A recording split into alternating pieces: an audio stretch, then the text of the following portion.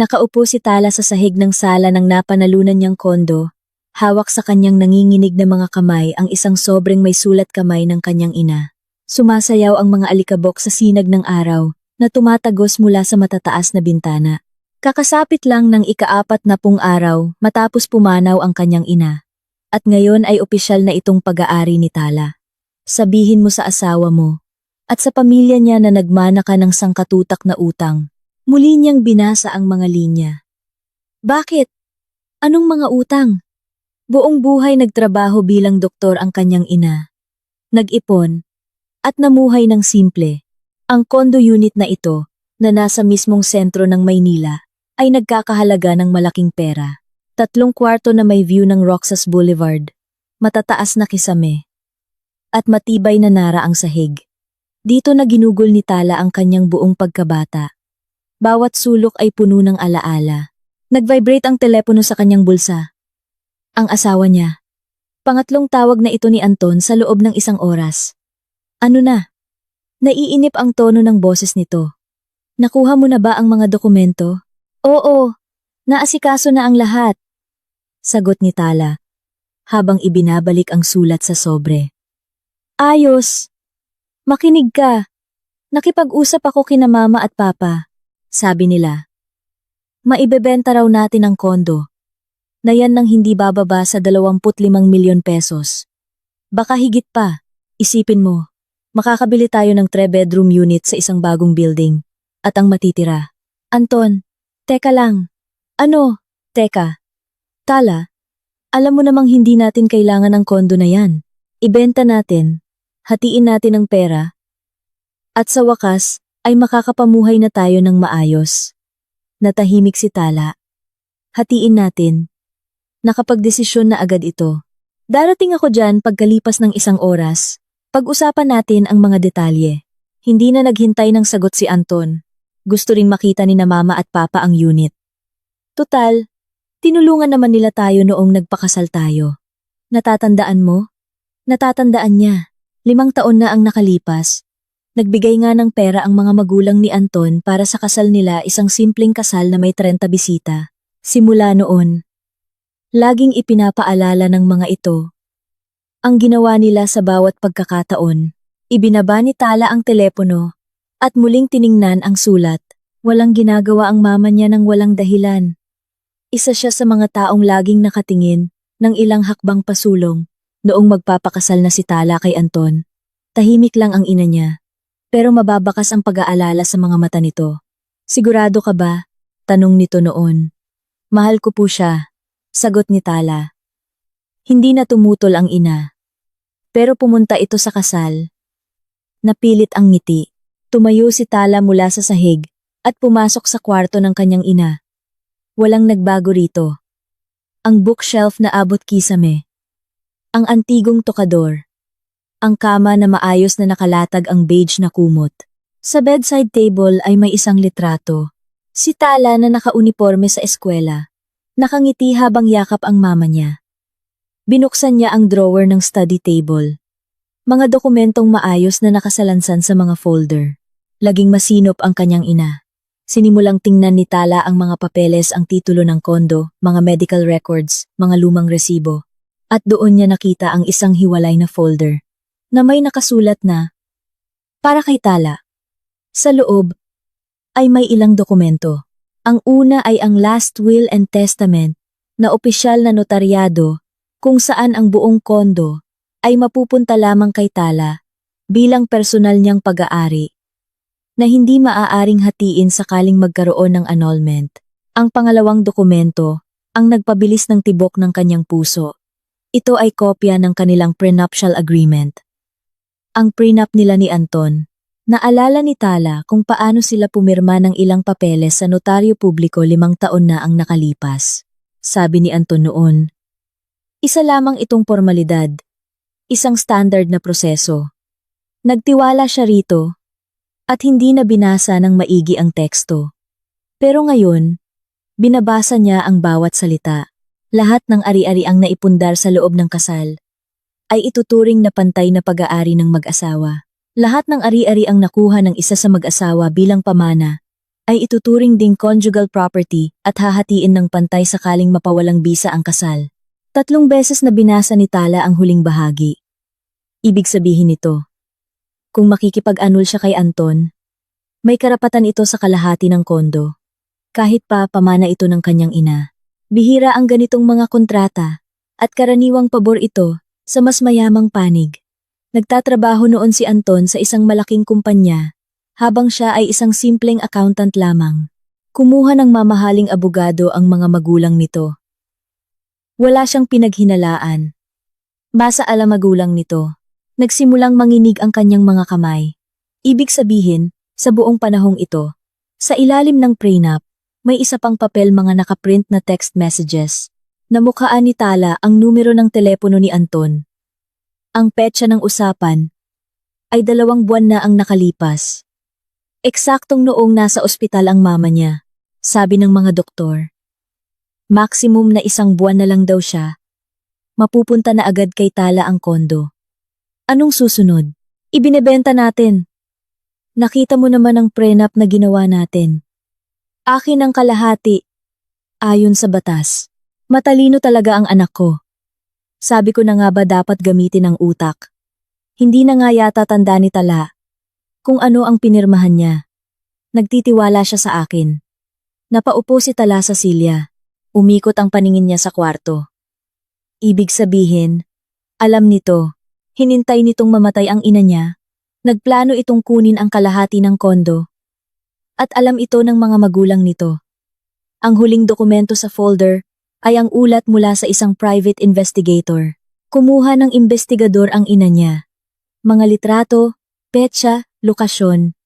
May kinakatagpong ibang babae si Anton sa loob ng 1 taon at kalahati. Regular, tuwing Miyerkules at Biyernes. Mas bata ang babae, at nagtatrabaho sa parehong kumpanya. Nakaupo lang ng walang kibo si Tala, nakatingin sa mga litrato. Hinalikan ni Anton ang babae sa labas ng gusali. Holding hands sila sa isang cafe. Pumasok si Anton kasama ang babae sa isang hotel. Sa buong panahong ito, alam ng mama niya.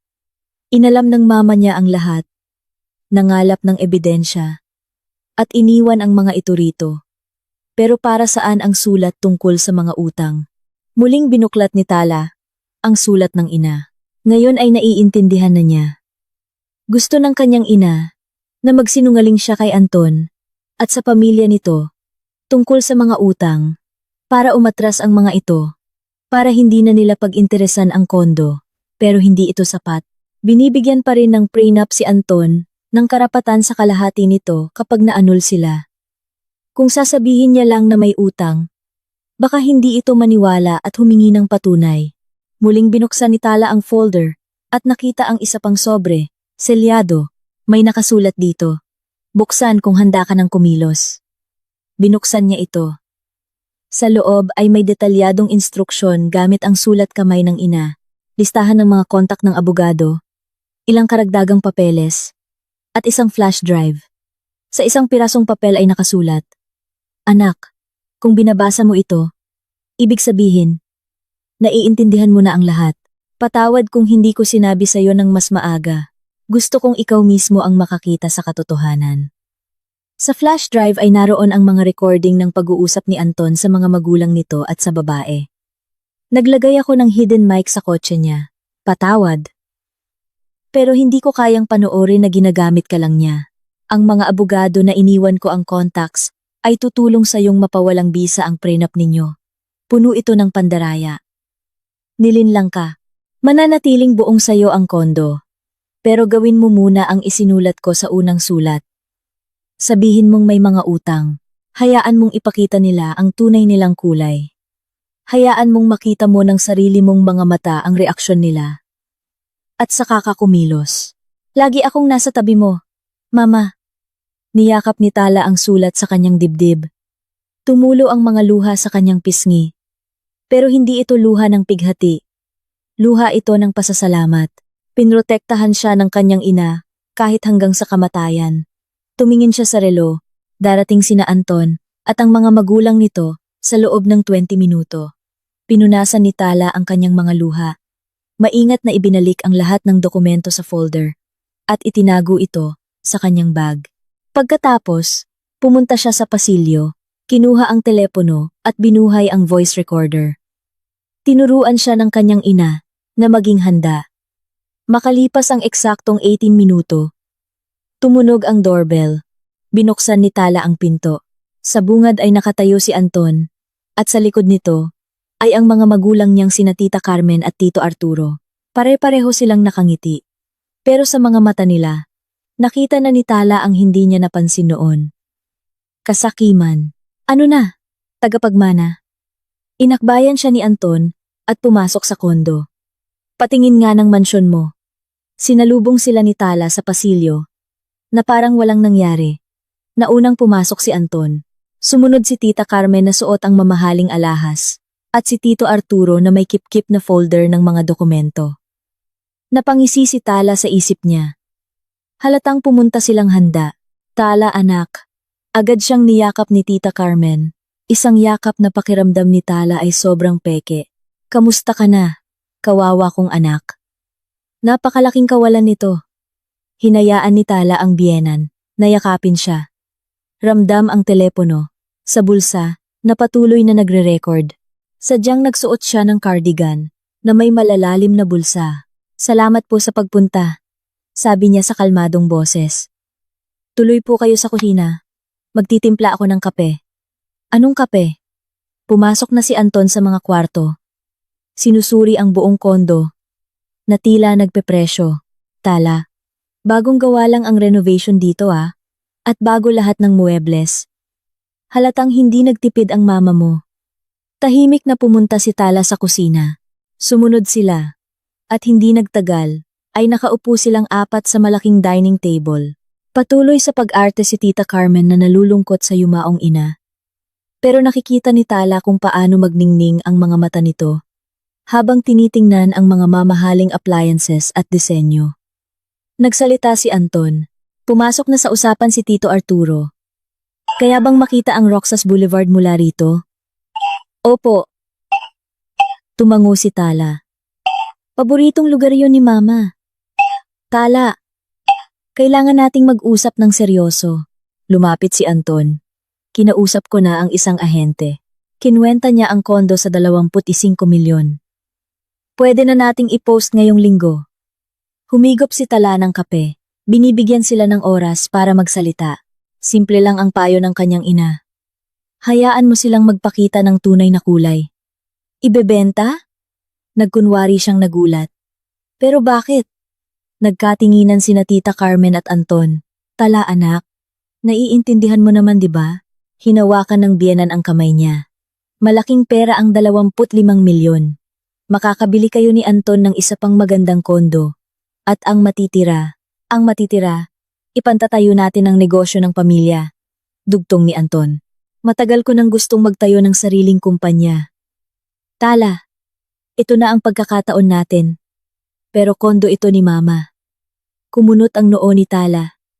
Dito siya tumira ng napakaraming taon. Tala, maging practical tayo. Ibinaba ni Tito Arturo ang folder sa mesa. Hindi mo kayang bayaran ang maintenance ng 2 bahay. Ang association dues, amilyar, at higit sa lahat, ayon sa batas, kalahati ng pamanang ito ay pag-aari ni Anton. Heto na, naramdaman ni Tala ang paghigpit ng dibdib niya sa galit. Pero nanatiling kalmado ang kanyang mukha. Kalahati? Tanong niya ulit. Bakit? May prenup tayo ah. Kinuha ni Anton mula sa folder ng ama ang pamilyar na dokumento. Tanda mo? Nakasulat dito ng malinaw. Lahat ng ari-ari ang nakuha sa loob ng kasal, kabilang ang pamana, ay hahatiin ng pantay. Kinuha ni Tala ang dokumento at nagkunwaring binabasa ng maigi. Ang totoo, sa ulado na niya ang bawat salita. Hindi ko po matandaan na may nakasulat tungkol sa pamana. Bulong niya. Tala, pero pumirma ka dyan. Ngumiti ng may pagyayabang si Tita Carmen. Legal ang lahat yan. Sinadya pa nga natin yan sa abogado. Tanda mo? Oo, natatandaan ni Tala. Natatandaan niya kung paano siya kinumbinsi ng mga itong pumirma bilang formalidad, kung paano sinabing isa lang itong standard na proseso. In love siya noon. Nagtiwala. Kaya hindi na niya binasa ang maliliit na letra. Ibig sabihin, kung ibebenta natin ang kondo, kalahati ng pera ay kay Anton? Paniniguro niya. Well, technically, oo. Pero pamilya naman tayo, sabay nating gagamitin ang pera. Bibili tayo ng mas magandang bahay, magtatayo ng negosyo. Nakakita na nga si Anton ng magandang pwesto para sa opisina. Hindi mapigilang isingit ni Tita Carmen. Sa magandang lugar, at mura. Tutulungan pa namin kayo sa pagpapaayos. 'Di ba, Arturo? Tumango si Tito Arturo, pero napansin ni Tala ang tila sakim na kinang sa mga mata nito. Hinahati na nila ang pera. Teka lang, lumayo siya kay Anton. May kailangan akong sabihin sa inyo. Pare-parehong naging alisto ang tatlo. Hindi lang kondo ang iniwan sa akin ni Mama. Pinihit ni Tala pababa ang boses niya. Nagkukunwaring nahihiya. Mayroon ding mga utang. Bumalot ang katahimikan. Bumalot ang katahimikan. Si Anton ang unang nakabawi. Anong mga utang? Malalaki. Kinuha ni Tala. Mula sa bulsa ng kanyang cardigan, ang isang nakatuping papel. Isa sa mga nakita niya sa sobre ng kanyang ina. Ito ay isang totoong dokumento. Listahan ng mga gastusin sa ospital sa huling taon ng buhay ng ina niya. Nagkasakit ang mama niya. Mahal ang mga paggamot. Kumuha ito ng mga loan. Hinablot ni Anton ang papel. Lumapit palalo si Tita Carmen. Nagbabasa mula sa balikat nito. 2.3 million. Nabasag ang boses ni Anton hanggang sa maging matinis. Tala, nagbibiro ka ba? Ngayon ko lang din mismo nalaman. Ibababa ni Tala ang kanyang mga paningin. Heto ang sulat mula sa bangko. Ang utang ay mapupunta sa tagapagmana, ibig sabihin, sa akin. Sa'yo at kay Anton. Mabilis na pagtatama ni Tito Arturo. Kung conjugal ang pamana, conjugal din ang utang. Namutla si Tita Carmen. Arturo, anong sinasabi mo? Walang pinirmahang kahit anong loan si Anton. Pero sakop din ng prenup ang mga utang.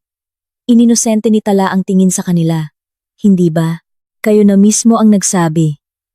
Lahat ng nakuha sa loob ng kasal ay hahatiin ng pantay. Ibig sabihin, pati mga utang, nakita niya kung paano sila nagkatinginan, kung paano bumakas ang gulat at takot sa mga mata nila. Hinablot ni Tito Arturo ang prenup at nagmamadaling nilipat-lipat ang mga pahina. Walang tiyak na nakasulat dito tungkol sa mga utang. Bulong niya. Pero hindi rin nakasulat na hindi kasama ang mga utang. Nagkibit balikat si Tala. Ayon sa abogadong nakausap ko kanina, kung conjugal ang pamana base sa kontrata, conjugal din ang mga obligasyon. Tama naman 'di ba Anton? Napahawak si Anton sa ulo niya. Tala. Pero 25 milyon naman ang halaga ng kondo. Ibenta natin, bayaran ang utang, at may matitira pa. Hindi eksaktong ganun.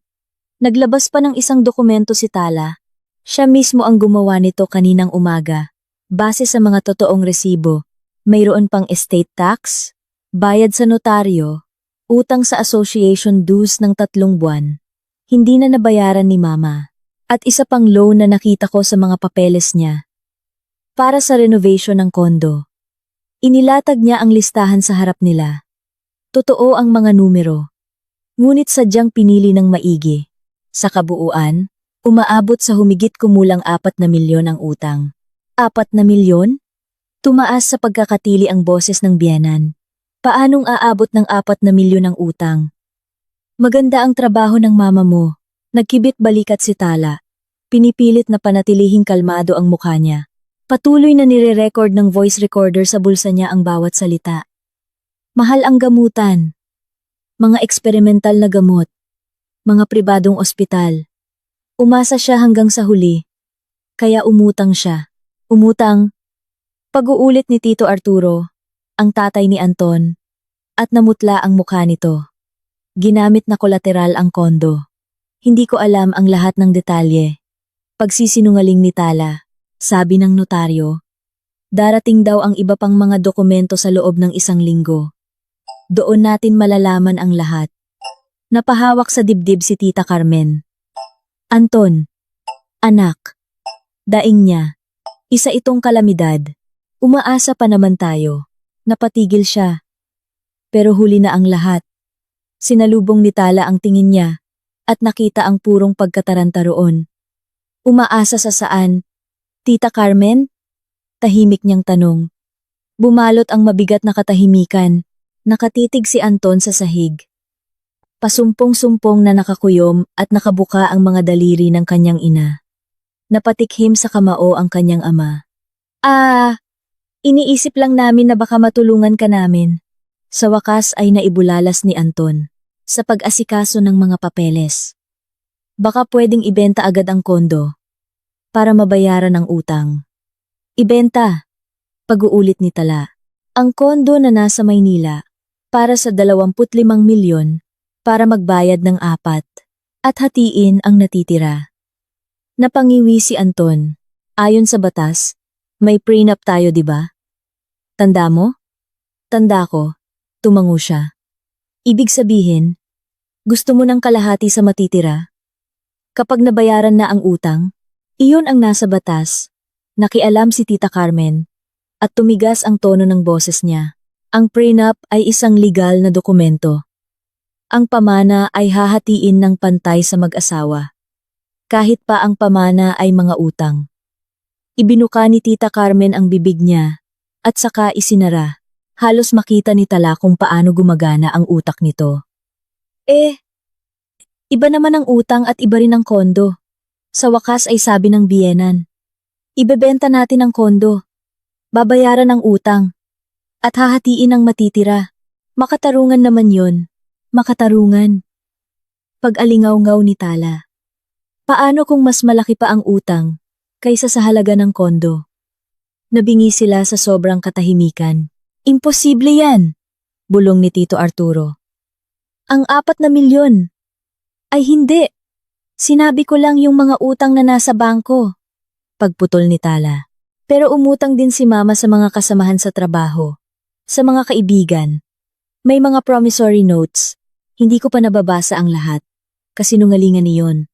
Pero napakatamis na kasinungalingan. Pinanood ni Tala kung paano pinoproseso ng pamilya ng asawa niya ang impormasyon. Ibig sabihin, baka maging 5 o 6 na milyon, bulong ni Anton.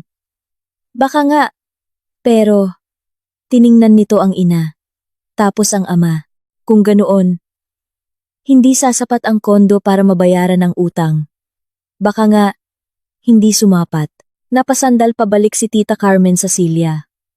Anton, sabi niya, at nanginginig ang boses niya. Kailangan nating mag-isip. Iba na ang sitwasyon.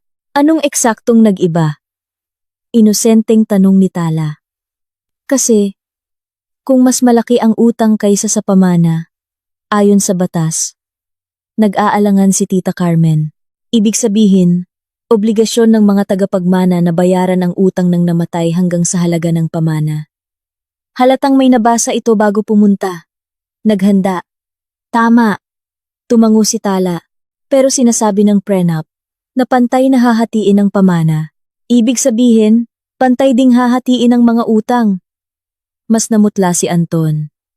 Teka lang, Tala.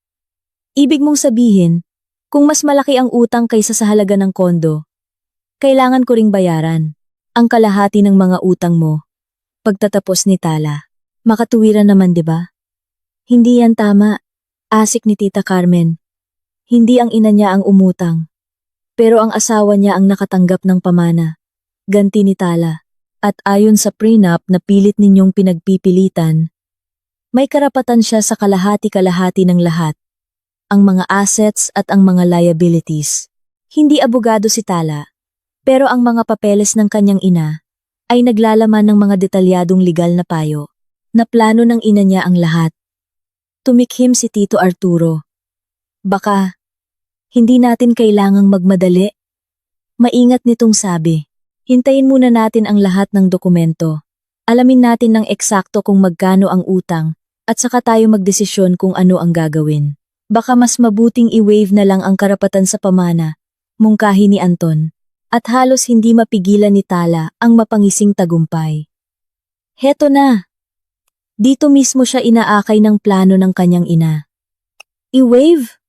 Tanong ni Tita Carmen.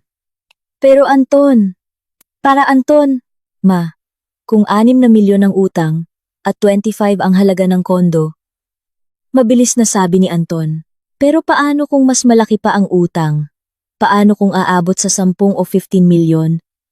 Kailangan kong maglabas ng sarili kong pera para magbayad mula sa sariling pera. Gustong tumawa ni Tala. Walang sariling pera si Anton. Nagtatrabaho itong mid-level manager. Maayos ang sweldo, pero hindi sapat para magbayad ng milyon-milyong utang. Tama si Anton. Biglang sumang-ayon ang ama nito. Masyado itong delikado. Napakadelikado. Tala. Baling sa kanya ni Anton. At nagmamakaawa ang tono ng boses nito. Puwede bang ikaw na lang ang sumalo ng lahat? Ang pamana, ibig kong sabihin, at ang mga utang din.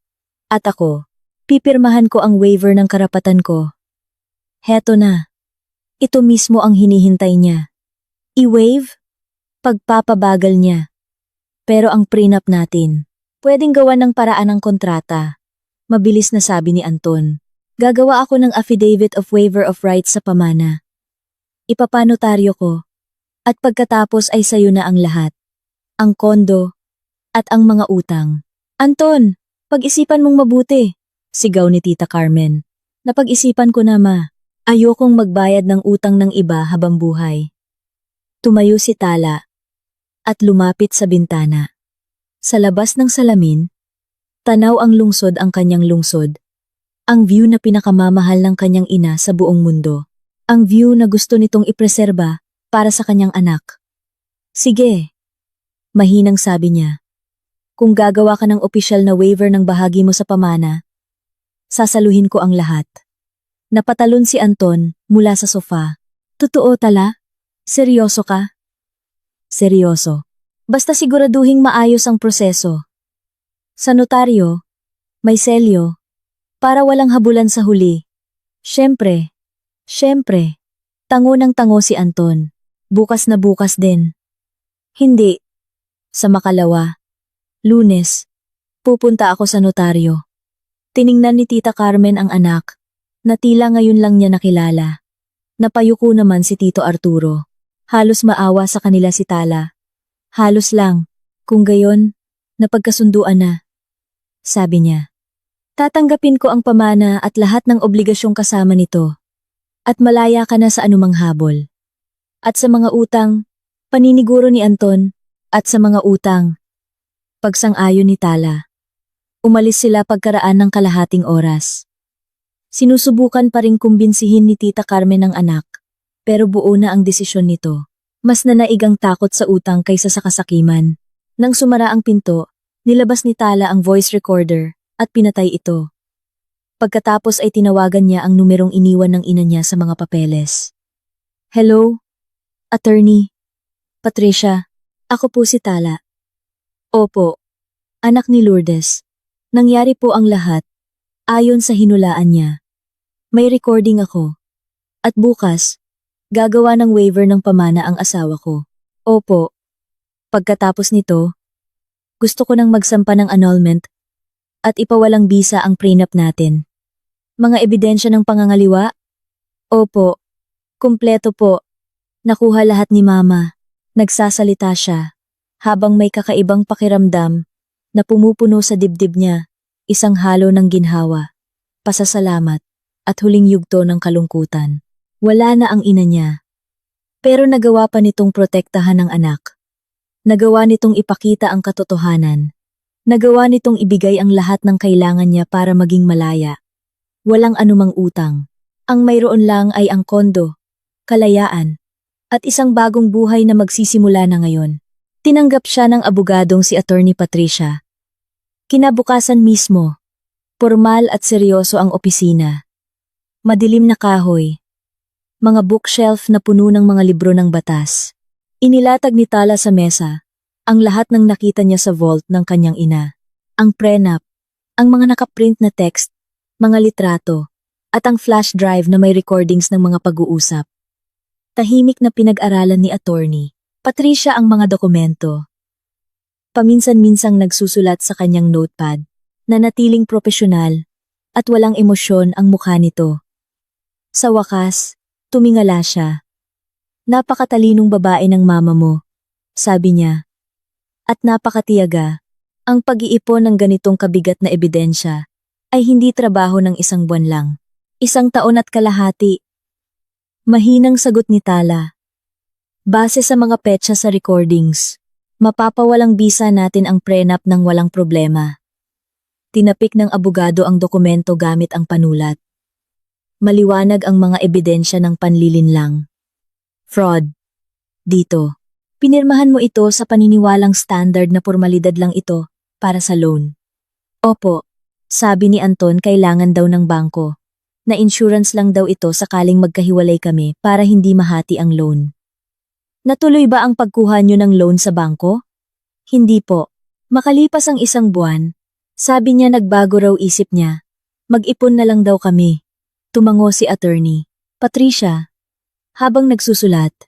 Maganda. Isang klasiko. At malinaw na panlilinlang noong ginawa ang kasunduan.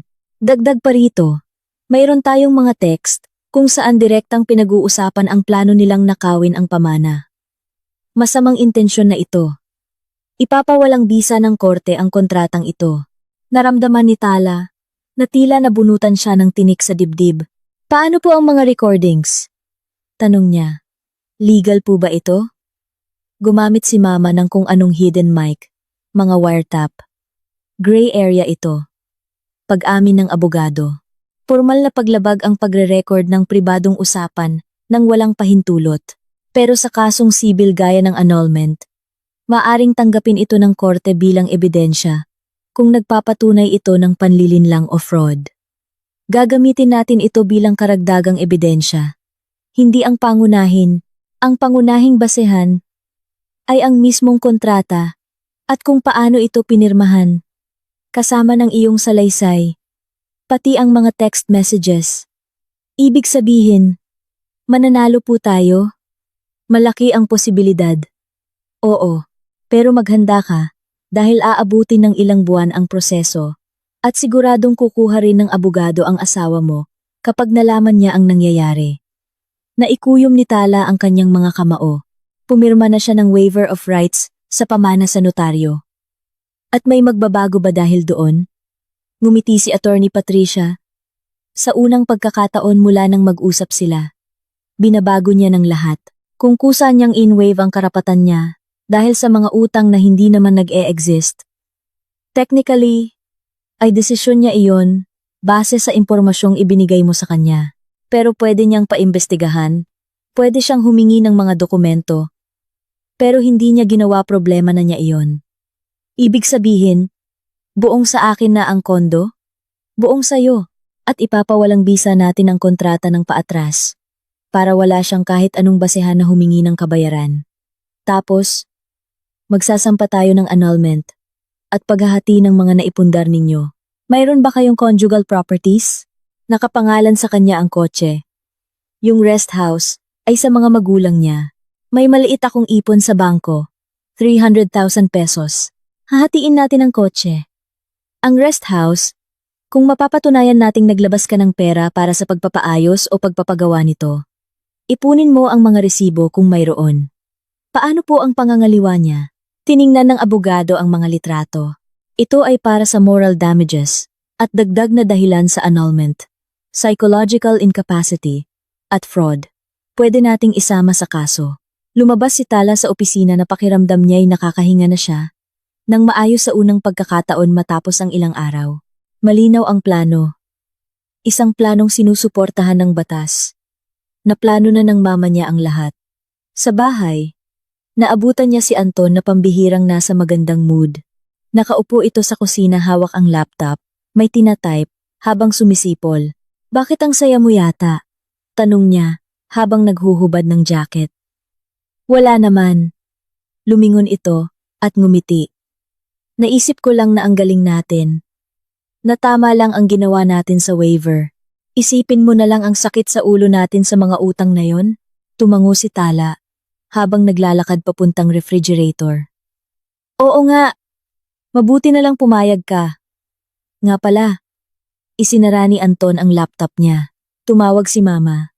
Nagtatanong kung baka may maitutulong daw sila doon sa utang mo, kung sakaling mahirapan ka na talaga. Ang bait naman niya. Kumuha si Tala ng tubig at uminom para itago ang kanyang pang-iinis. Sabihin mo salamat. Kakayanin ko to. Sigurado ka?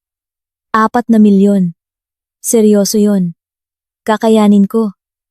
Pag-uulit niya ng mas matigas. May konting naiwang ipon si Mama. Hindi naman ganoon kasama. Nakita niya kung paano may dumaang reaksyon sa mga mata nito, interes. Pagkadismaya, halatang hinihintay nitong magpanik siya. Nalalapit siya para humingi ng tulong at magmakaawa. Sige, bahala ka. Nagkibit balikat si Anton. Ang mahalaga, okay tayo. Di ba Tala? Oo. Tiningnan niya ito. Ang taong kasama niya sa nakalipas na 5 taon. Katabi sa pagtulog. Kasama sa pagpaplano. Okay na okay tayo. Hindi nito napansin ang sarkasmo niya o sadyang ayaw lang marinig. Lumipas ang sumunod na 2 linggo sa isang kakaibang, nakakakabang katahimikan. Pumapasok si Tala sa trabaho. Umuuwi sa bahay. Nagluluto ng hapunan. Nakikipag-usap kay Anton tungkol sa panahon at mga balita. Ngumingiti siya, tumatango, nag-aarte bilang asawang kinakaya ang mga dumating na problema. At sa gabi, kapag tulog na ito, pumupunta siya sa kondo ng kanyang ina, na ngayon ay kondo na niya, at inaayos ang mga dokumento. Nakita niya ang mga resibo ng pagpapaayos sa rest house sa Batangas. Tinago ng kanyang ina ang lahat. Kahit ang mga resibo 5 taon na ang nakalipas. Nakita rin niya ang mga bank statements na nagpapatunay na si Tala ang nagbayad ng karamihan sa mga gastusin ng pamilya nitong huling 3 taon. Maayos ang kita ni Anton, pero parang bulang nawawala ang pera nito. Ngayon ay alam na niya kung saan napupunta, sa ibang babae. Nagsampa ng kaso si Attorney Patricia para ipawalang bisa ang prenup. Makalipas ang 1 linggo, inihain ang petisyon para sa annulment. Makalipas ang 3 araw, ibinigay ng courier ang subpina kay Anton. Nasa trabaho si Tala nang tumawag ito. Nanginginig ang boses nito. Hindi sa takot, kundi sa galit. Ano tong kalokohang to? Ang alin? Kalmadong tanong niya. Lumalayo sa mga katrabaho papuntang bintana. Annulment. Pagpapawalang bisa ng prenup? Ano bang pinagsasasabi mo? Ang pinagsasasabi ko, tapos na ang kasal natin, Anton. Matagal na itong tapos. Hindi ko lang napansin. Dahil saan? Dahil sa kondo? Nag-wave na ako Hindi dahil sa kondo. Mahina pero matatag niyang sabi. Dahil kay Vanessa. O kung sino man ang pangalan ng babaeng kinakatagpo mo sa loob ng 1 taon at kalahati. Bumalot ang katahimikan. Mahaba at nakakabinging katahimikan. Ano? Saan mo? Hindi mahalaga kung saan. Ang mahalaga, alam ko ang lahat. At alam ko rin ang tungkol sa prenup. Bakit mo iyon ipinapirma sa akin? Paano niyo pinlano ni mama mo na hatiin ang kondo pagkamatay ng mama ko? Tapos na, Anton. Alam ko na ang lahat. Tala, makinig ka. Nagkaroon ng nagmamakaawang tono ang boses nito. Hindi ito tulad ng iniisip mo. Wag na. Magpaliwanag ka sa korte, sa abogado mo, at wala na akong sasabihin sa'yo. Ibinaba niya ang telepono. Nanginginig ang mga kamay niya. Kumakabog ang dibdib. Pero may kakaibang ginhawang kumalat sa loob niya. Nasabi na niya. Sa wakas ay nasabi na niya ang lahat ng naipon sa dibdib niya. Muling tumunog ang telepono. Si Anton. Pinatay niya ang tawag. Isa pang tawag.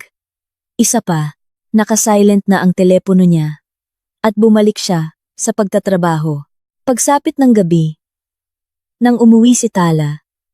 Sa apartment na dati nilang tinutuluyan. Kung saan naroon pa ang mga gamit niya. Wala si Anton. Pero nandoon ang mama nito. Nakaupo si Tita Carmen sa sofa sa sala. Nakahalukip-kip. Matigas ang mukha. Malamig ang mga mata. Saan niyo nakuha ang susi? Tanong ni Tala, mula sa pinto. May spare key si Anton. Mataray na sagot nito. Kailangan nating mag-usap. Wala tayong dapat pag-usapan. Meron tayong dapat pag-usapan. Tumayo si Tita Carmen. Sisirain mo ang pamilya nang dahil lang sa mga kalokohan? Kalokohan? Napangisi si Tala. Ang pangangaliwa ba ay kalokohan? Panlilin lang sa prenup. Kalokohan? Huwag kang mag-imbento. Walang panlilin lang na nangyari. Ikaw ang kusang pumirma. Sa ilalim ng kasinungalingan. Napatunayan na iyan. Walang napatunayan. Tumaas ang boses ni Tita Carmen. Mukha ka lang pera. Nakakuha ka ng kondo at akala mo kung sino ka ng reyna. At nakalimutan mo ang asawa mo, ang pamilya nyo. Dahan-dahang ibinaba ni Tala ang bag niya sa sahig. Seryoso? Kayo ng anak nyo ang nag-usap kung paano hatiin ang pamana ng mama ko habang buhay pa siya? Kayo ang nagturo sa kanyang isingit ang peking prenup na iyon. At sasabihin nyo sa akin ang tungkol sa pamilya? Namutla si Tita Carmen. Saan? Sinong nagsabi sa'yo? Hindi mahalaga. Ang mahalaga, may mga ebidensya ako. Lahat ng text ninyo, lahat ng recordings, lahat. Napaupo pabalik sa sofa ang matanda. Nawala ang pagiging matapang nito. Anong gusto mo? Mahinang tanong nito. Pera? Umiling si Tala. Gusto ko ng annulment at hustisya. Iyon lang. Isinara ni Tala ang pinto. Matapos umalis nang nagpupuyos na si Tita Carmen at napasandal siya rito, nakakaramdam ng kakaibang pinaghalong ginhawa at kaba sa kanyang katawan. Bahagyang nanginginig ang kanyang mga kamay. Umaagos pa rin ang adrenaline sa kanyang dugo. Matapos ang komprontasyon, naglakad siya papuntang sala at umupo sa maliit na sofa malapit sa bintana kung saan tanaw ang gabi sa lungsod. Nag-vibrate ang telepono niya. Mensahe mula kay Attorney Patricia. Tala. Bukas ng 10 a.m., meeting sa opisina ko. Kailangan nating pag-usapan ang diskarte. Kumuha ng abogado si Anton. Si Attorney Mendoza. Matinding kalaban, pero handa tayo. Nag-type ng maikling sagot si Tala. Pupunta po. Pagkatapos ay sumandal siya sa sofa at ipinikit ang mga mata. Naplano ng kanyang ina ang maraming bagay. Pero nahulaan kaya nito ang lahat? Hindi tanga si Anton. Kapag nalaman nitong nalinlang siya tungkol sa mga utang, magagalit ito ng husto. At doon, naputol ang pagmumuni-muni niya nang tumunog ang doorbell. Napabuntong hininga si Tala. Bumalik ba si Tita Carmen? Lumapit siya sa peephole at nakahinga ng maluwag. Nasa labas si Rina. Ang best friend niya noong college. Mukha kang nakipaggiyera sa World War III. Pumasok si Rina sa loob. Hinuhubad ang magaan niyang jacket.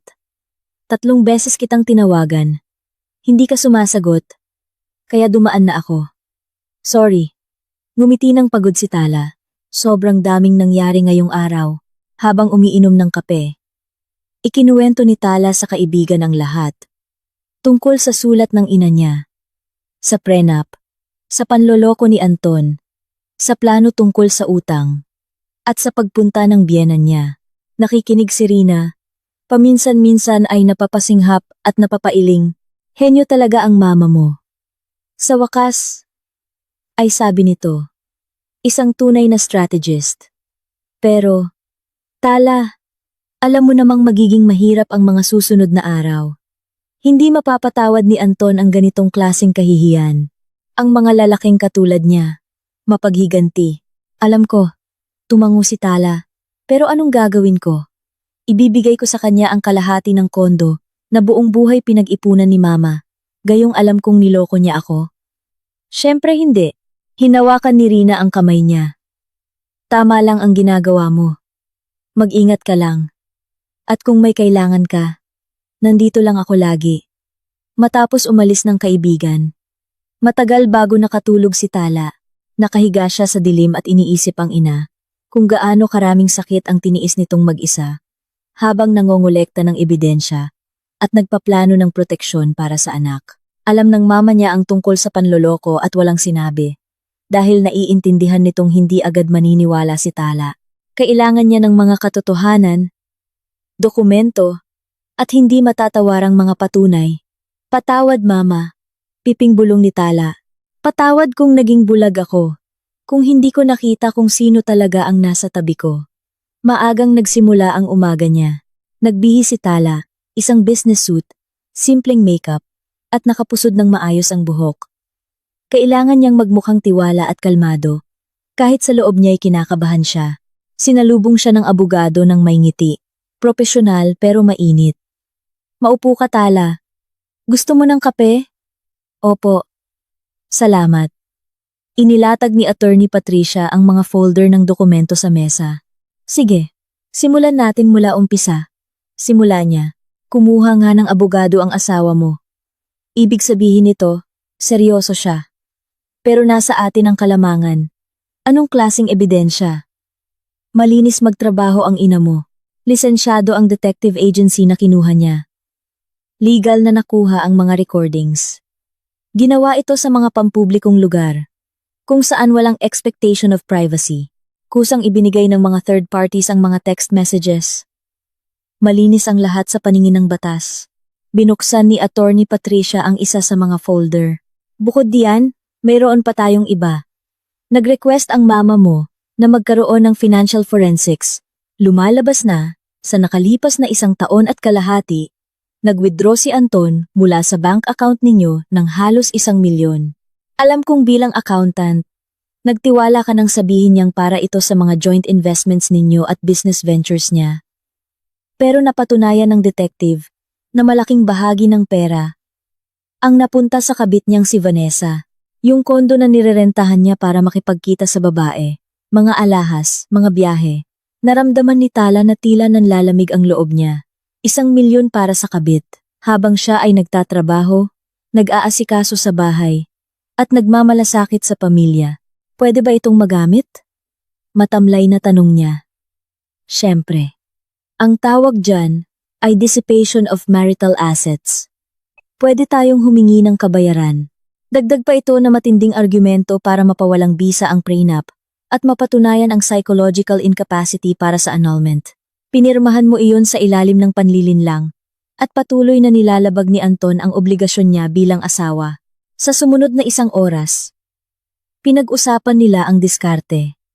Ipinaliwanag ni Attorney Patricia na ang unang hearing ay nakaschedule makalipas ang toks linggo. Siguradong igigiit ni Anton na walang anumang utang at hihingin ang kalahati ng pamana gamit ang prenup. Pero, di ba nag-waive na siya ng karapatan sa pamana sa notaryo? Pagtutol ni Tala. Tama. At iyan ang alas natin. Babawiin niya ang sinabi niya. At sasabihing nilinlang mo siya, pero legal na siyang pumirma ng waiver. Mahirap na itong bawiin. Kailangan niyang patunayan na pinilit o nilinlang siya. At papatunayan natin na kusa niya itong ginawa, nasa tamang pag-iisip, at may mga saksi. Paano kung sabihin niya na sinadya kong lokohin siya tungkol sa mga utang? Napangisi ang abogado. Hayaan mo siyang magsalita. Una, hindi mo siya binigyan ng kahit anong kasulatang nagpapatunay ng mga utang. Sinabi mo lang sa kanya ang impormasyong nakuha mo. Kung hindi niya ito pinatunayan bago magdesisyon, problema niya iyon. Pangalawa, kahit papaniwalaan ng korte na may panlilinlang na nangyari, hindi nito mabubura ang katotohanan ng kanyang pangangaliwa at pagwaldas ng pera. Mananalo pa rin tayo sa kaso ng pagpapawalang bisa ng prenup. Nagsisimula ng maintindihan ni Tala kung gaano kadetalyado ang pagplano ng ina sa bawat hakbang. Hindi lang ito basta proteksyon. Isa itong perpektong laro ng chess, kung saan ang bawat galaw ay pinag-isipan ng ilang hakbang paabante. May isa pang bagay, dagdag ni Patricia, at naging matigas ang tono ng boses nito. Nag-iwan ang mama mo ng sulat para sa akin. Pinasasabi niya sa akin na ibigay ito sa'yo kapag nagsimula na ang kaso sa korte. Kumuha ang abogado ng sobre mula sa vault at iniabot kay Tala. Namukhaan ni Tala ang sulat kamay ng ina sa ibabaw nito. Buksan kapag nagsimula na ang laban. Nanginginig ang kanyang mga kamay habang binubuksan ang sobre. Sa loob ay isang maikling sulat. Mahal kong anak, Kung binabasa mo ito, ibig sabihin ay umaayon ang lahat sa plano. Nagpakita na si Anton ng tunay niyang kulay, at sa wakas ay nakita mo na ang katotohanan. Patawad kung kailangan mong pagdaanan ito, pero alam kong matapang ka. Kakayanin mo. Gusto kong malaman mo, hindi ako mapaghiganti. Hindi ko gustong parusahan si Anton ng walang dahilan. Pero hindi ko papayagang nakawin niya sa'yo ang pinaghirapan ko buong buhay. Ang kondo na ito ay ang kinabukasan mo.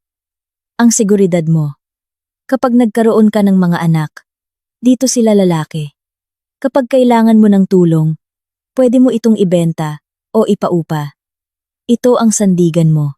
Gustong kunin ito ni Anton hindi dahil mahal ka niya, kundi dahil sakim siya.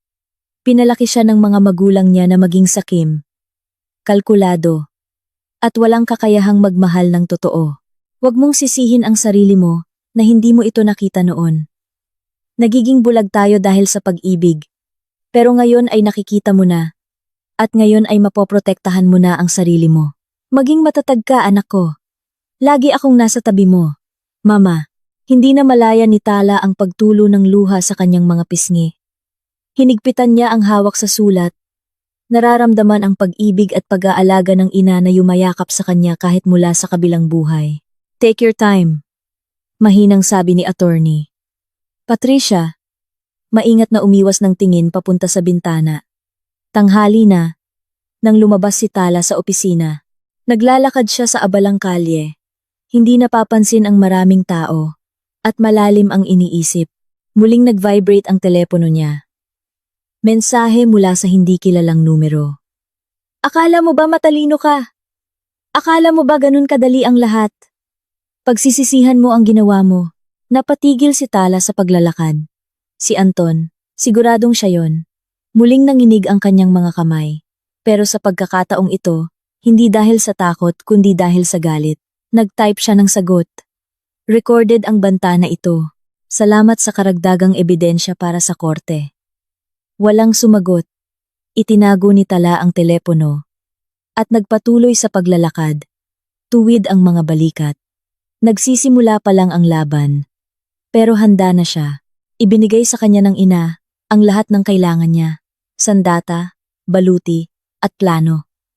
Ngayon, ang tanging kailangan na lang niyang gawin ay lumaban hanggang dulo.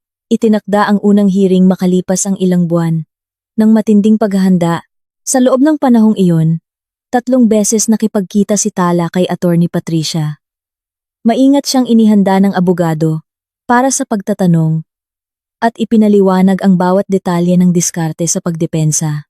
Gagamit sila ng emosyon, babala ni Patricia sa huling pagkikita nila. Papalabasin nila na isa kang walang utang na loob na asawa, malamig, at kalkuladong babae. Ang pinakamahalaga, manatili kang kalmado. May mga patunay tayo. At mas malakas ang mga patunay kaysa sa emosyon. Tumango si Tala, pero sa loob-loob niya ay kinakabahan siya. Halos hindi siya makatulog nitong mga nakaraang gabi. Paulit-ulit na iniisip ang mga posibleng mangyari. Patuloy na nagpapadala si Anton ng mga mensahe. Minsan nananakot, minsan nagmamakaawa, hindi niya sinasagot kahit isa. Sa araw ng hearing, nagsuot si Tala ng puting suit, ang mismong damit na iniregalo ng mama niya noong kaarawan niya. Para sa mga mahahalagang okasyon. Sabi ni Lourdes noon, nahulaan kaya niya pati ito? Mas maliit ang silid ng korte kaysa sa inaasahan ni Tala. Nakaupo na si Anton sa mesa, kasama ang kanyang abogado, isang lalaking nasa edad 50, may matigas na mukha at malamig na mga mata. Nasa malapit lang sina Tita Carmen at Tito Arturo, parehong may hitsura ng pagiging biktima sa kanilang mga mukha. Nang pumasok si Tala, mabilis na lumingon si Anton, nagtama ang kanilang mga paningin sa loob ng 1 segundo. Sa mga mata nito, makikita ang galit, nahaluan pa ng ibang emosyon. Siguro ay takot. Mukha itong pagod, pumayat, at may nangingitim na eye bags. Magsitayo ang lahat. Papasok na ang kagalang-galang na hukom, anunsyo ng clerk of court. Tiningnan ng judge ang mga naroroon at tumango. Dininig na ang kaso ng petisyon ni Tala, tungkol sa pagpapawalang bisa ng kasal, annulment, at pagpapawalang bisa ng prenuptial agreement. Binuksan niya ang folder ng mga dokumento. Didingin din ang counter petition ni Anton na naglalayong ipawalang bisa ang waiver of inheritance. Magsimula na tayo. Naunang tumayo ang abogado ni Anton. Nagsalita ito ng may kumpiyansa, kalmado, at inilalarawan ng isang mapagmahal na asawang nilinlang ng tusong misis. Sinamantala ang pagluluksa sa pagkawala ng biyenan. Ang aking kliyente ay nasa estado ng matinding lungkot pagkatapos ng pagkamatay ng ina ng kanyang asawa at pahayag ni Attorney Mendoza. Sinadya ng nagsasakdal na linlangin siya tungkol sa pagkakaroon ng malaking utang, kaya napilitan siyang isuko ang legal na bahagi ng pamana. Ito ay isang klasikong kaso ng panlilinlang. Nakakuyom ang mga kamao ni Tala sa ilalim ng mesa. Pinatong ni Attorney Patricia ang kamay nito sa balikat niya para pakalmahin siya. Bukod pa rito, patuloy ng abogado, ang prenuptial agreement ay pinirmahan ng may parehong pagsang-ayon 5 taon na ang nakalipas sa harap ng isang notaryo. Walang nilabag na proseso sa pagpirma nito. Ang pagtatangka na ipawalang bisa ito ay simpleng kagustuhan ng nagsasakdal na solohin ang ari-ariang nagkakahalaga ng 25 milyon. Umupo ito, mukhang kontento sa sarili. Umiyak ng malakas si Tita Carmen. Nagkukunwaring nagdadalamhati. Naramdaman ni Tala ang pag-akyat ng dugo niya sa galit. Dahan-dahang tumayo si attorney. Patricia, walang pagmamadali. Natahimik siya ng ilang segundo. Hinayaang tumaas ang tensyon. Your Honor. Simula niya sa kalmado, pero matatag na boses. Pahintulutan po ninyong magpakita ako ng mga ebidensyang tuluyang nagpapasinungaling sa bersyon ng nasasakdal. Naglabas siya ng isang bunton ng dokumento mula sa folder. Una, ang prenuptial agreement. Totoong pinirmahan ito ng kliyente ko 5 taon na ang nakalipas. Pero sa anong kalagayan? Lumapit si Patricia sa judge at iniabot ang ilang pahina. Heto po ang medical certificate na nagpapatunay na sa araw na pinirmahan ito, si Tala ay may sakit at may lagnat na 38.7 degrees. Heto naman po ang salaysay ng kapitbahay na nakakita kung paano ipinilit ng asawa na agad silang pumunta sa notaryo kahit masama ang pakiramdam ng asawa. Maingat na binasa ng judge ang mga dokumento. Pangalawa, patuloy ng abogado, tungkol sa waiver of rights sa pamana. Opo, sinabi ng aking kliyente sa kanyang asawa na may utang. Pero hindi niya pinilit na mag-waive ito.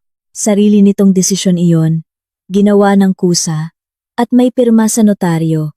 Si Mr. Anton ay isang nasa tamang gulang na individual na may buong kapasidad sa pag-iisip. Pwede niyang paimbestigahan ang impormasyon, humingi ng mga dokumento, at kumonsulta sa abogado. Hindi niya ito ginawa. Bakit? Lumingon si Attorney Patricia kay Anton. Namutla ang nasasakdal. The attorney, dahil ang tanging iniisip lang niya ay ang pakinabang sa pera. Siya na mismo ang sumagot sa sarili niyang tanong. At ngayon, pahintulutan po ninyong ilahad ko ang pinakainteresanteng bahagi. Inilapag niya sa mesa ang isa pang bunton ng dokumento. Namukhaan ito ni Tala. Ito ang mga ebidensyang nakalap ng mama niya. Ang palitan ng text ni Anton sa kanyang mga magulang. Dito po pinag-uusapan ang mga plano nilang kunin ang kondo. Heto po ang nakasulat. Kailangang kumbinsihin ang matanda na ipangalan kay Tala ang kondo bago siya mamatay. Mas magiging madali yon. At sunod, tapos ipapaanol natin, hahatiin ang kondo, at malaya ka na. Natahimik ang buong korte. Ibinuka ni Tita Carmen ang bibig niya, pero walang lumabas na salita. Bank statements, patuloy ni Attorney Patricia. Kalmado, napatunayan dito na nitong nakalipas na taon, gumastos si Mr. Anton para kay Vanessa, ng higit sa 1 milyong piso mula sa pondo ng pamilya. Huminto siya sandali. Iyon ay ang kanyang kabit. Nakatagpo niya sa loob ng 1 taon at kalahati. Kasinungalingan iyan. Biglang tumayo si Anton. Hindi ko kailanman. Maupo ka. Mabilis na utos ng judge. Bibigyan kita ng oras para magsalita mamaya. Nilapag ni Patricia ang huling alas. Mga litrato, Si Anton kasama ang isang batang babae sa restauran, magkaakbay sa tabing dagat, at sa labas ng isang kondo. 3 buwang nagtrabaho ang private investigator, paliwanag ng abogado. Nakadokumento ang lahat, naitabi ang lahat ng resibo. Paulit-ulit na nangaliwa si Mr. Ama, Anton sa kanyang asawa, ginastos ang pera ng mag-asawa sa kanyang kabit, at kasabay nito'y nagplano siyang nakawin ang pamana ng kanyang biyenan. Nang hindi magtagumpay ang plano, sinubukan niyang bawiin ang sarili niyang desisyon tungkol sa pag-waive ng mana. Masusing tiningnan ng judge ang mga dokumento isa-isa. Walang mababakas na emosyon sa mukha ng judge, pero napansin ni Tala ang bahagyang paghigpit ng labi nito. May sasabihin ka ba bilang depensa? Tanong ng judge kay Anton. Tahimik ito, putlang-putla, at nanginginig ang panga. May kung anong galit na ibinubulong ang abogado niya sa kanyang tainga. Pero tila hindi ito naririnig ni Anton. Ang mga litratong yan, simula niya sa wakas. Hindi iyan katulad ng iniisip ninyo. Si Vanessa, katrabaho ko lang siya. Katrabaho na niregaluhan mo ng bracelet na nagkakahalagang 120,000 pesos? Pagputol ni Attorney Patricia. Heto ang resibo. Katrabaho na kasama mong nag-check-in sa Manila Hotel. 6 na beses sa nakalipas na 2 buwan. Heto ang mga booking confirmation. Napayuko si Anton. Totoo na ang pag-iyak ngayon ni Tita Carmen. Sa sobrang takot at hiya dahil nabunyag ang totoo. Pulang-pula naman si Tito Arturo. Nakatitig lang sa sahig. Your Honor, nagsalita na ang abogado ni Anton. Sinusubukang iailba ang sitwasyon. Kahit pa napatunayang may nangyaring pangangaliwa, hindi nito binabago ang katotohanang may panlilinlang na nangyari sa pagpirma ng waiver. Nilinlang ang aking kliyente. Ang mismong kasakiman ng kliyente mo, ang luminlang sa kanya. Matigas na sagot ni Attorney Patricia. Hindi niya inalam ang totoo tungkol sa utang. Dahil natakot siyang mawalan ng pera. At ngayong alam na niya ang totoong halaga ng kondo, sinusubukan niyang bawiin ang nawala sa kanya. Pero nasa atin ang batas. Ang waiver of rights ay isang formal na dokumentong hindi basta-basta pwedeng bawiin o baguhin. Tumikhim ang judge. Tapos na ang pagdinig na ito. Ilalabas ang desisyon sa susunod na buwan. Matagal siyang tumitig kay Anton. Inirerekomenda ko sa magkabilang panig na gamitin ang oras na ito para pag-isipan kung maaari pang magkasundo o magsettle. Nang magsitayo ang lahat, sinubukan ni Anton na lumapit kay Tala, pero humarang si Patricia sa gitna nila. Anumang komunikasyon ay dapat dumaan sa mga abogado. Malamig na sabi nito. Lumabas si Tala sa courtroom na nanginginig ang mga tuhod. Nang makarating siya sa labas, matapos malanghap ang malamig na hangin, doon lang niya naramdamang malaya siyang nakakahinga. Ang galing niyo po, sabi niya sa abogado. Ngumiti si Attorney Patricia sa unang pagkakataon mula nang magkakilala sila. Ang mama mo ang magaling. Napredict niya ang lahat. Ang bawat detalye. Natahimik ang abogado. Alam mo ba, sa 30 taon ko sa propesyong ito, ngayon lang ako nakakita ng taong nagbigay ng ganitong klasing proteksyon para sa anak niya. Isang kahanga-hangang babae si Lourdes. Tumango si Tala. Nararamdaman ang pagbara ng lalamunan niya. Mama, kahit pumanaw na ito, patuloy pa rin siyang inaalagaan, ginagabayan, at pinoprotektahan. Ano pong susunod? Tanong ni Tala. Maghihintay tayo sa desisyon, pero halos sigurado na akong pabor sa atin to. Halatang hindi pabor sa kanila ang hukom. Ang mga sumunod na linggo ay dumaan, na parang isang matinding paghihirap. Hindi na nag-text si Anton. Siguro'y pinagbawalan na ito ng abogado niya. Pero nagparamdam naman, ang ina nito. Tumawag si Tita Carmen ng sumunod na araw, pagkatapos ng hearing. Nanginginig ang boses nito. Marahil sa galit, o baka sa takot. Sinisira mo ang pamilya natin. Simula nito nang walang pasintabi. Minahal ka lagi ni Anton. Tapos ikaw, nang aliwa si Anton sa akin sa loob ng 1 taon, at kalahati kasama ang kabit niya. Kalmadong putol ni Tala. At pinlano niyang i-annul ako.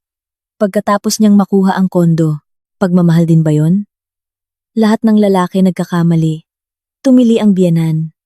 Hindi yan sapat na rason para sirain ang kasal. Sapat na rason yan para sa akin.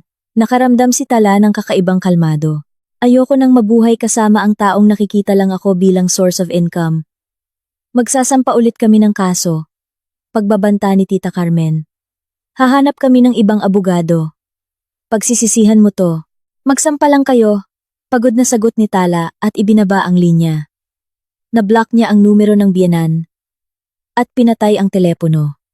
Sa unang pagkakataon sa loob ng ilang linggo, nakatulog siya ng mahimbing.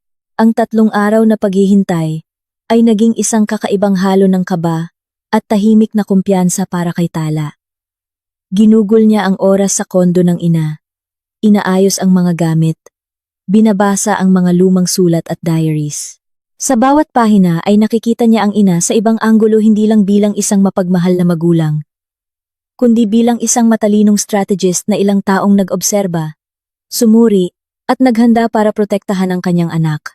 Sa isa sa mga entry na isinulat 2 taon na ang nakalipas, sinabi ng ina niya, "Nakita ko si Anton ngayon, kasama ang isang babae sa cafe."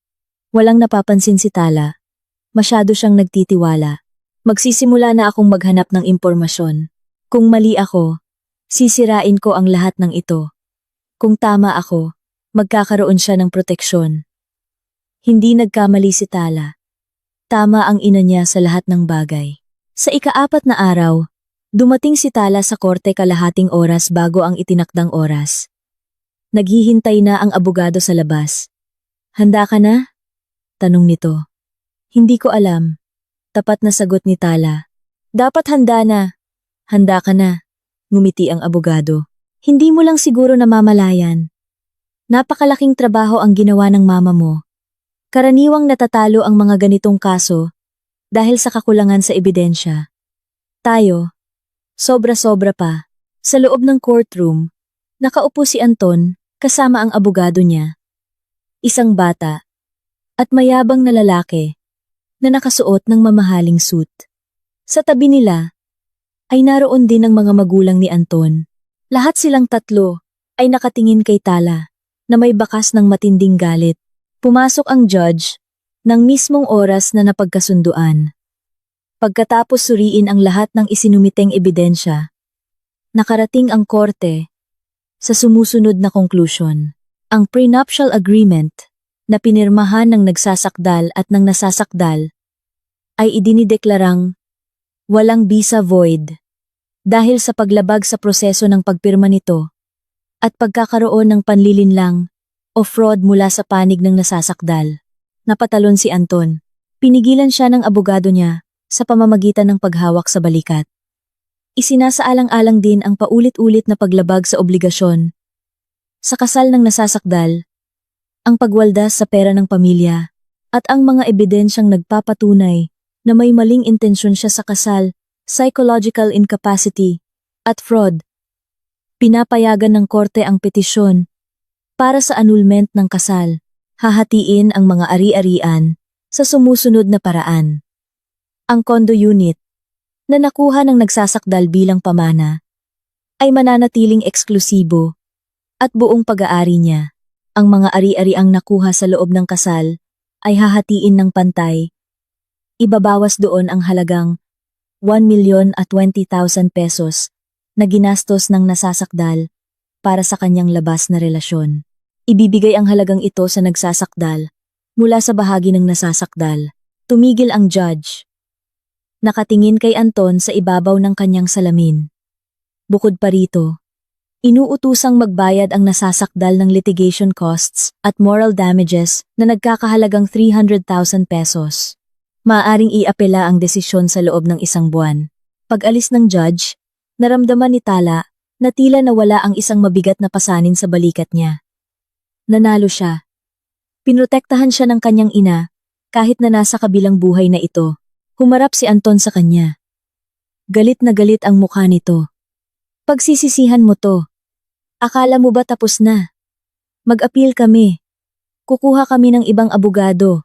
Papatunayan namin na." "Anton," kalmadong putol ni Tala. Tumahimik ka na lang, at umalis ka sa buhay ko." Tinalikuran niya ito at naglakad palabas ng korte nang hindi lumilingon. Hinabol siya ng abogado niya malapit sa labas ng gusali. "Congratulations!" sabi nito na may mainit na ngiti. "Siguradong proud na proud ang mama mo sa'yo." Ang unang 2 linggo ay dumaan ng medyo payapa. Sinimulang linisin ni Tala ang kondo, inaayos ang mga gamit ng kanyang ina, at unti-unting ginagawang sariling espasyo ang lugar. Araw-araw siyang may nakikitang bago. Mga lumang litrato, sulat, maliliit na bagay na nagpapaalala sa mama niya. At araw-araw niyang mas naiintindihan kung gaano kaabante mag-isip si Lourdes. Sa isa sa mga drawer ng study table, nakakita si Tala ng isa pang folder. Nakasulat dito, "Buksan, pagkatapos ng pagdinig sa korte." Sa loob nito ay ilang dokumento, at isa pang sulat mula sa kanyang ina. "Anak, kung binabasa mo ito, ibig sabihin umayon ang lahat sa plano. Proud ako sa'yo. Pero mas kilala ko si Anton at ang pamilya niya kaysa sa inaakala mo. Hindi sila titigil. Kaya heto pa ang ilang bagay. Para lang sigurado, binuklat ni Tala ang mga dokumento. Ito ay mga kopya ng bank transactions ni Anton sa nakalipas na 3 taon.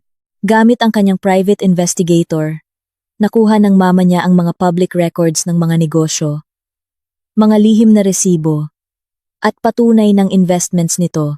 At maraming interesanting nakita roon. Opisyal siyang nagtatrabaho bilang mid-level manager. Pero ang totoo ay mayroon siyang iba't ibang pinagkakakitaan na hindi alam ni Tala. Consulting fees, shares sa maliit na negosyo, at may mga questionableng transaksyon din sa real estate. Sa loob din ng folder ay may kopya ng ulat mula sa private investigator tungkol sa estado sa buhay ng pamilya ni Anton. Hindi rin simpleng tao ang mga magulang nito. Si Tito Arturo ay nakalista bilang retirado. Pero pag-aari niya pala ang ilang commercial spaces na inuupahan sa pamamagitan ng iba't ibang dummy corporations.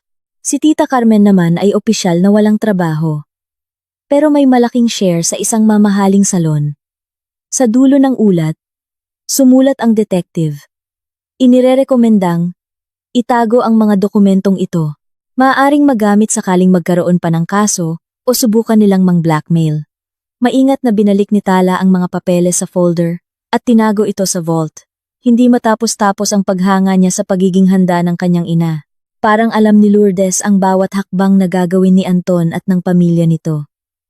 Isinumite ang apela makalipas ang eksaktong 2 linggo. Pagkatapos ng desisyon ng korte, kumuha si Anton ng bagong abogado, mas mahal, at kilala sa marahas na estilo ng paghawak ng kaso. Sa appeal, sinubukan nilang kontrahin ang halos lahat. Ang mga patunay ng pangangaliwa, ang panlilinlang noong pinirmahan ang prenup, at pati ang kakayahan ng judge. Hindi nag-alala ang abogado ni Tala. Tipikal na diskarte ng taong desperado. Paliwanag niya. Sinusubukan nilang lunurin ang korte sa dami ng papel. Umaasang may makikitang butas. Pero solido ang ebidensya natin. Huwag kang mag-alala, pero hindi sa apela nag-aalala si Tala. Nagtitiwala siya sa abogado niya. Nitong mga nakaraang araw, may napapansin siyang kakaiba. May sadyang sumusunod sa kanya. Ilang beses siyang may nakitang parehong sasakyan na nakaparada sa labas ng building nila. Isang gabi, parang may sumusubok na buksan ang pinto ng kondo niya. Nagpakabit si Tala ng mga karagdagang CCTV cameras at pinalitan ng mas matitibay na lock ang pinto. Sinabi rin niya ang lahat sa abogado niya at nag-report sa pulis. Makalipas ang 1 linggo, napatunayan ang kanyang mga hinala, nahagip sa CCTV, kung paano lumapit sa pinto ng kanyang kondo ang isang hindi kilalang lalaki. Tumingin-tingin ito sa paligid, naglabas ng mga gamit, at sinubukang sirain ang lock ng pinto.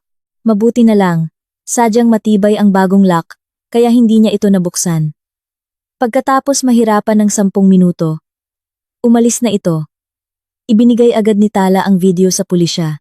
Nakilala ng investigasyon ang lalaki. Ito ay kakilala ng tatay ni Anton, isang lalaking may record sa pagnanakaw. Hinuli siya ng mga pulis kinabukasan. Sa investigasyon, mabilis siyang umamin. Lumalabas na inalok siya ni Tito Arturo ng 5,000 pesos para pasukin ang kondo ni Tala at kunin ang ilang partikular na dokumento. Hindi raw nito sinabi kung ano eksakto, pero ibinigay ang eksaktong lokasyon ng vault. Malinaw na sa hindi malamang paraan, nalaman nila na mayroon pang ibang matitibay na ebidensya laban sa kanila. Isa itong seryosong krimen. Agad na nagsampa si attorney Patricia ng kasong kriminal laban kay Arturo inciting to theft o panunulsol sa pagnanakaw. Ginamit din niya ang pangyayaring ito bilang karagdagang argumento sa apil ng kabilang panig na nagpapatunay na patuloy na gumagawa ng ilegal na aksyon ang pamilya ni Anton. Sinubukan ni Anton na ilayo ang sarili mula sa ginawa ng ama.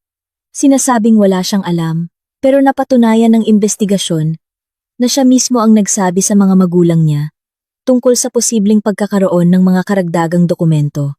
Pinatunayan ito ng mga call logs at text messages. Naganap ang hearing sa Court of Appeals makalipas ang halos kalahating taon. Sa pagkakataong ito, hindi na ganoon kakumpiyansa si Anton. Seryosong sinira ng kaso ng pagnanakaw ang posisyon niya. Ginawa ng bagong abogado niya ang lahat ng makakaya. Pero ang mismong mga ebidensya na ang nagsasalita. Tuluyang ibinasura ng korte ang apela nila. Higit pa rito, binanggit mismo ng mga hukom sa kanilang desisyon na ang mga pagtatangkang gumawa ng ilegal na hakbang at magnakaw ng mga dokumento ay nagpapatunay ng masamang intensyon ng nasasakdal at nagpapatibay sa tamang desisyon ng naunang korte. Paglabas ng korte. Sa unang pagkakataon, sa loob ng mahabang panahon, nakaramdam ng tunay na kaluwagan si Tala. Tapos na ang lahat. Sa kanya na buong-buo ang kondo. Natalo na, nang tuluyan si Anton at ang pamilya nito. Kinagabihan, nakaupo siya sa balkonahe ng kanyang kondo. Pinapanood ang ganda ng syudad. Sa kanyang mga kamay, ay hawak niya ang litrato ng kanyang ina.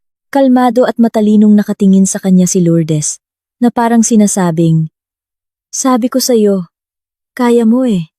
"Salamat mama." Mahinang sabi ni Tala.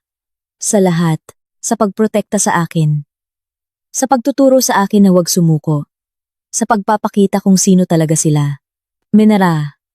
Tumunog ang telepono niya. Ang kaibigan niyang si Rina. "Tala! Sa wakas! Nabalitaan kong tapos na raw ang lahat. Kamusta ka? Magkita tayo. I-celebrate natin ang tagumpay mo." Ngumiti si Tala. "Oo, oras na para bumalik sa normal na buhay. Tapos na ang bangungot."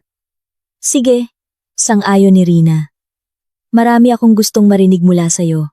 Naunang dumating si Tala sa cafe kaysa kay Rina. Pumili siya ng lamesa malapit sa bintana, umorder ng tea, at naramdaman ng isang kakaibang pakiramdam. Wala na siyang kailangang madaliin. Wala na siyang kailangang pagpaliwanagan. Wala na siyang hihintaying patibong sa bawat salitang sasabihin niya. Ang Maynila sa labas ng salamin ay patuloy sa normal nitong takbo. Nagmamadali ang mga dumadaan. Kumukurap ang mga stoplight. Nagdaraan ang mga sasakyan. At sa wakas ay tumahimik na ang kalooban niya. Pumasok si Rina sa cafe, nang may hitsura sa mukha, na parang hindi lang basta magdiriwang ng tagumpay ng kaibigan, kundi pati ang pagbagsak ng isang buong imperyo. "Alam kong kakayanin mo." Bati nito, imbes na mag-hello, at mahigpit na niyakap si Tala. Pero hindi pa rin ako makapaniwala, nahahantong sa pagnanakaw at panloloob ang pamilyang yon. Masyado silang nagpadala sa kasakiman. Umiling lang si Tala. Hindi sila nagpadala. Sadyang ganoon na talaga sila simula pa lang. "Hindi ko lang nakita. Hindi sa hindi mo nakita."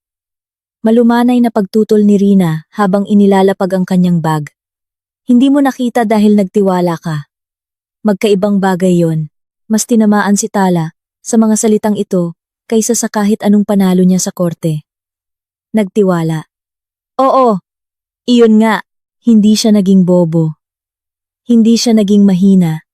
Nagmahal lang siya at nasanay na laging nagpapaliwanag, naghahanap ng dahilan, binabawasan ang kasamaan ng iba para lang hindi gumuho ang sarili niyang mundo. Matagal silang nagkwentuhan. Daldal ng daldal si Rina, sinusubukan siyang patawanin, Inaalala ang mga kwento noong college at maingat na inililipat ang usapan tungkol sa hinaharap. Hindi na sa mga kaso, kay Anton, o sa mga magulang nito, kundi sa hinaharap. Ano na ngayon? Tanong ni Rina sa huli. Huwag mong sabihin na magkukulong ka lang sa malaking kondo mo habang umiiyak at nagpapaulan sa labas. Hindi. Tapos na ang pag-iyak ko.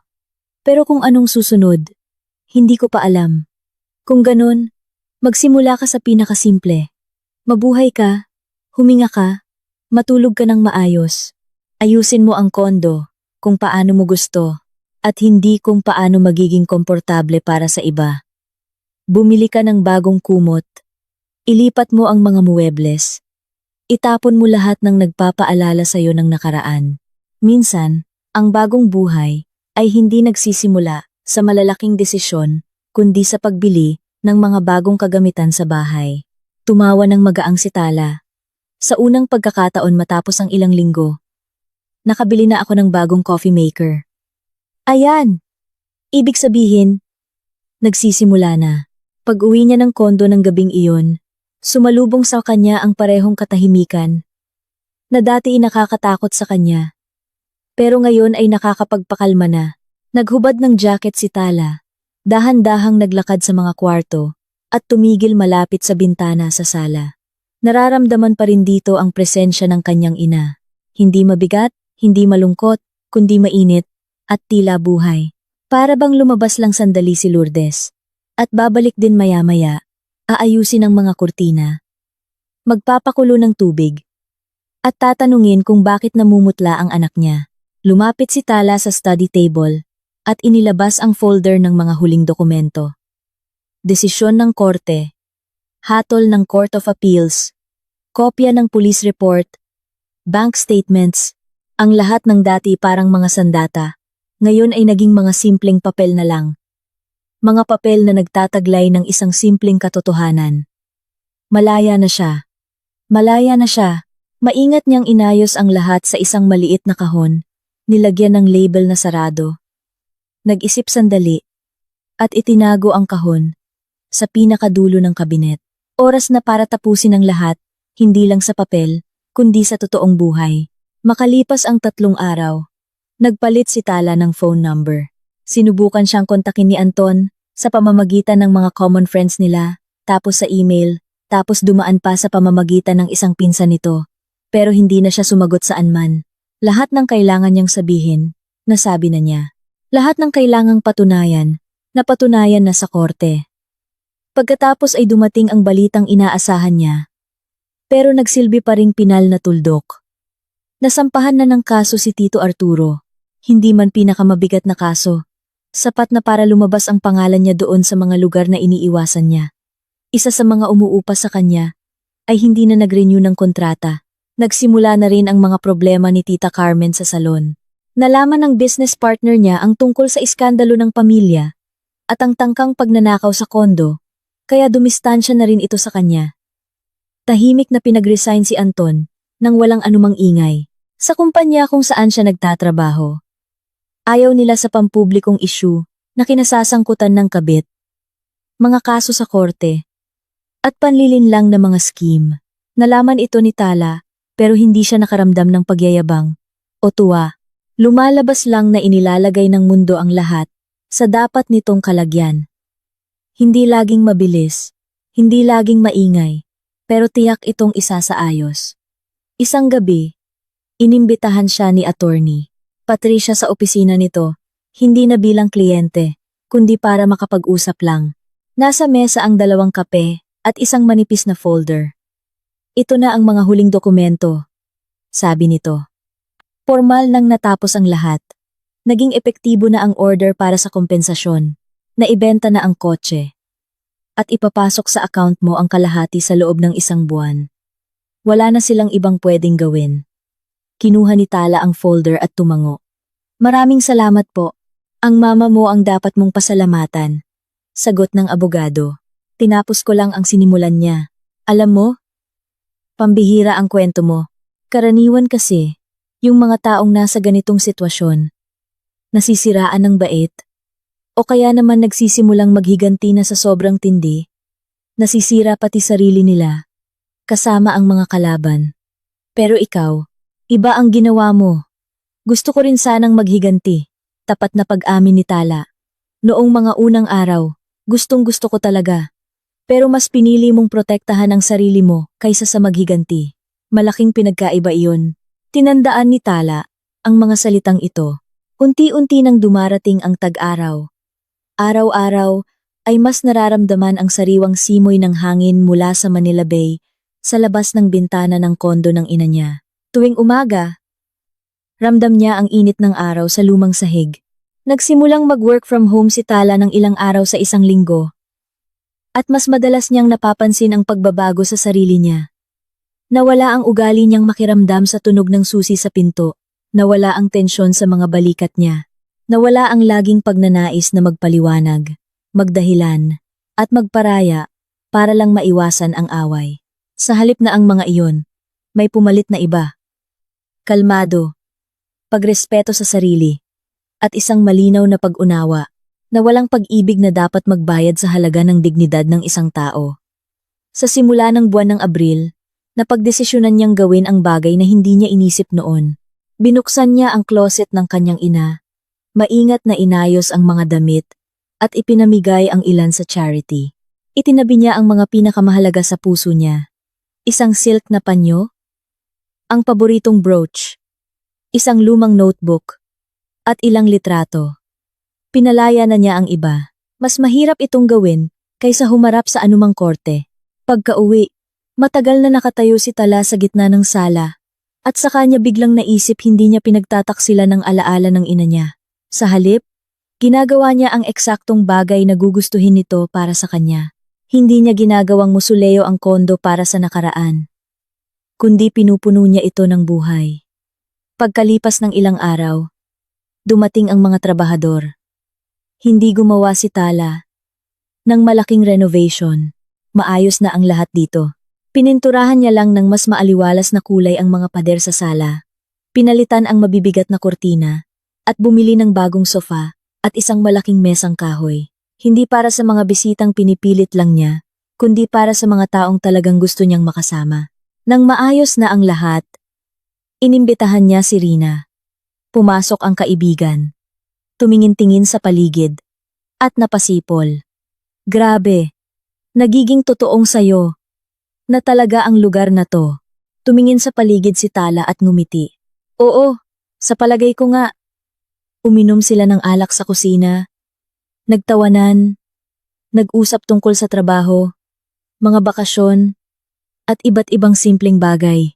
Ni isang beses ng gabing iyon, ay hindi naalala ni Tala si Anton. At kung kailan isinusuot na ni Rina ang kanyang jacket, bigla nitong sinabi, "Alam mo, matagal kong iniisip kung nasaan ang hustisya sa buong kwentong ito at kung..." Lumapit si Tala sa bintana. Kumukurap ang mga ilaw ng gabi sa labas. Sa ibaba, patuloy ang tahimik na buhay sa Maynila. Hindi ito sa pagkatalo niya at pagkawala ng kondo sa kanya. Hindi rin sa pagpaparusa sa kanila. Mga resulta lang yan. Ang hustisya dito ay, sa wakas, nakita ko ang totoo bago ko tuluyang naiwala ang sarili ko. Konti na lang. At habang buhay na sana kaming magkasama. Lagi kong pagdududahan ang sarili ko.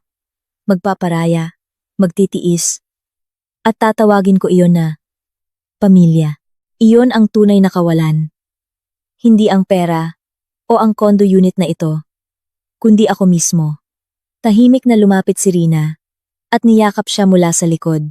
Ibig sabihin ba noon, hindi ang kondo ang iniligtas ng mama mo? Oo, tahimik na sagot ni Tala. Ako ang iniligtas niya. Noong tag-araw, nag-leave si Tala sa trabaho sa unang pagkakataon matapos ang maraming taon. Hindi dahil kailangan, hindi dahil required, kundi dahil gusto talaga niya. Pumunta siyang mag-isa sa tabing dagat sa loob ng isang linggo. Dati, iisipin niya itong kakaiba at nakakalungkot na desisyon. Pero ngayon, sa pag-iisa niya, walang lungkot o takot. Mayroon siyang kalayaan para pumili. May katahimikan. Naroon ang sarili niya. Nakaupo sa buhangin sa tabing dagat ng isang probinsya. Habang umiinom ng kape, Nahuli ni Tala ang sarili niya, na hindi na nakaraan ang iniisip, kundi ang hinaharap. Hindi na tungkol sa pagtataksil, o mga kaso, o kung sinong nawalan ng magkano. Iniisip niya kung ano ang personal na gusto niya. At napagtanto niya na marami siyang gusto. Gusto niyang tapusin ang kursong 2 taon na niyang ipinagpapaliban. Gusto niyang lumipat sa mas magandang trabaho. Gusto niyang matutong magmaneho ng buong kumpiyansa. Gusto niyang, balang araw, baka pwede ulit umibig, pero hindi na nang nakapikit ang mga mata. Gusto niyang mabuhay na hindi humihingi ng pahintulot para maging masaya. Pagka-uwi niya, binuksan ni Tala ang laptop niya at nag-submit ng mga dokumento para sa kurso na gusto niya. Makalipas ang 1 buwan, natanggap siya. Makalipas ang 2 buwan, inalok siya ng bagong posisyon sa isang malaking kumpanya. Mas mataas, mas interesante, na may sahod na noon ay pinapangarap niya lang. Minsan pakiramdam niya, naramdaman din ng mama niya, na ganito ang mangyayari. Hindi man ang buong detalye, pero sa kabuuan, na kapag nakalaya siya mula sa kasakiman ng iba, sa kasinungalingan, at kontrol, magsisimula siyang lumago, mabilis, malaya, at punong-puno ng lakas.